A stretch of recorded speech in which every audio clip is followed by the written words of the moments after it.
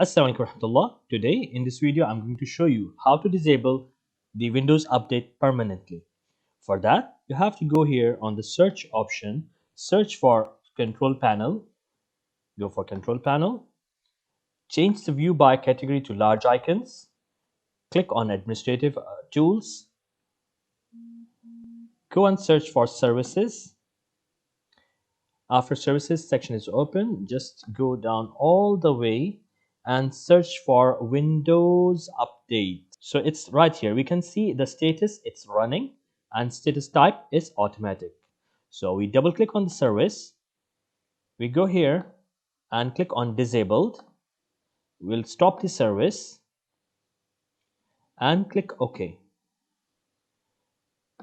Now your updates has been disabled permanently unless you turn it on. Keep in mind, these services are crucial. Do not stop or run any service unless you really know about it. That's it for today. Thanks for watching. See you in next video.